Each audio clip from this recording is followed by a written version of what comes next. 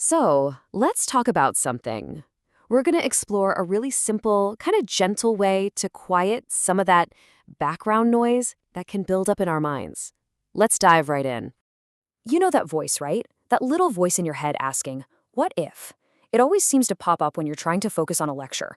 Or maybe, when you're just trying to fall asleep at night. What if I totally mess up this presentation? What if I don't find a job after graduation? It's just this constant low-grade hum of worry. Okay, so first things first, that feeling, it's completely normal. Seriously. It just means you're a thoughtful person who cares. But what if we didn't have to just live with it?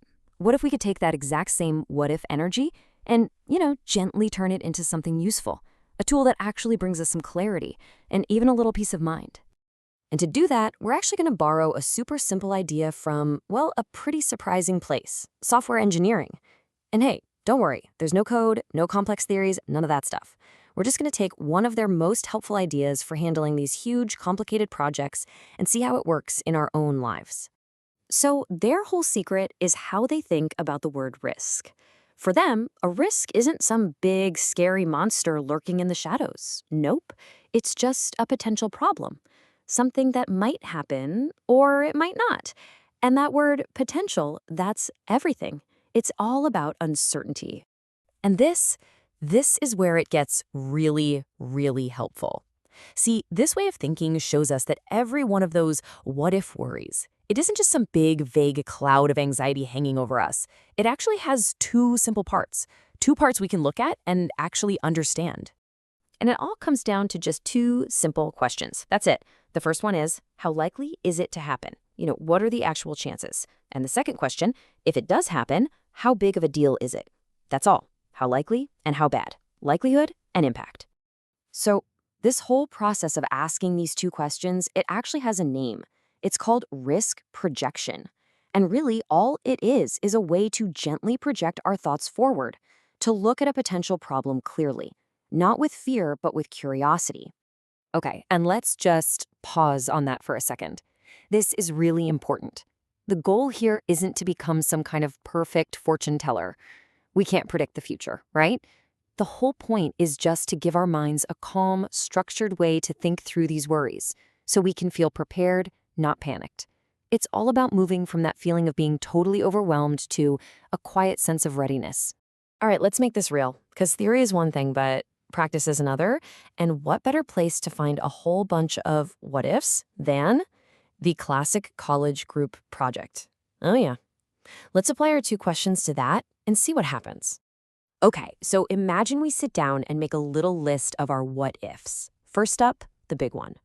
A team member doesn't do their part. How likely is that? Well, it happens, so let's say moderate. And how big a deal is it? Yeah, that's pretty serious for the grade. Okay, next. My laptop crashes right before the deadline. Ooh, the horror. But how likely is that really? If you're backing stuff up, probably pretty low. But the impact? Oh, that would be catastrophic. Total disaster. How about we pick a topic that's too hard? That feels kind of high, actually. It's easy to get ambitious. But the impact? It's tolerable. We could ask for help or adjust. And last one, we misunderstand the instructions. That feels like a moderate possibility, and the impact would definitely be serious. Okay, now, take a step back and just look at this. This is where the magic happens. All of a sudden, you realize you don't have to worry about everything all at once with the same intensity. That catastrophic laptop crash, super scary, yeah, but not very likely. The difficult topic, likely, but we can handle it. Our attention can now just gently focus on the things that are both likely and a big deal. And just like that, you've transformed a big, messy worry list into a short, focused attention list. So, what do you do next? It's not complicated, I promise. It's a simple 3-step plan. Step 1, just notice your top what if. The one in that sweet spot of likely and big deal.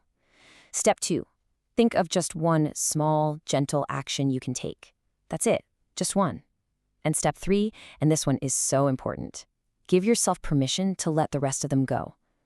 At least for now. So for example, let's go back to that teammate worry. What's one small action? It doesn't have to be some big, awkward confrontation. Not at all. It could be something as simple as saying to the group, hey guys, how about we try to get our first drafts done 3 days early, just so we have time to look over everything together? Boom. that one tiny action immediately makes the problem less likely to happen. And this is really the whole point. This isn't about adding another thing to your to-do list. It's about making your to worry about list way, way shorter. The real power here is that shift from just passively worrying about a million things to actively and gently doing something about the one or two things that actually matter. That shift, that is the antidote to anxiety. There's this great quote from a management expert named Peter Drucker. He said, "It is essential that the risks taken be the right risks." And that's exactly what this is. You can't stop every bad thing from ever happening. It's impossible. But what you can do is choose where to put your energy. You can focus on the right worries, the ones that matter. And making that choice, it's incredibly empowering. So look, if you only remember one thing from all this, please let it be this. The next time you feel that what-if voice starting to get loud, don't fight it. Don't try to push it away. Just meet it with some gentle curiosity. Just pause, take a breath, and quietly ask, how likely is that really? And if it happened, how big of a deal would it be? There's this wonderful Chinese proverb that I love. It goes, "He who asks a question is a fool for 5 minutes. He who does not ask a question is a fool forever." It's okay to feel a little silly asking these simple questions to yourself, but those few minutes of questioning can bring you so much clarity. And that clarity, that's the very first step toward turning that constant hum of worry into a quiet, confident calm.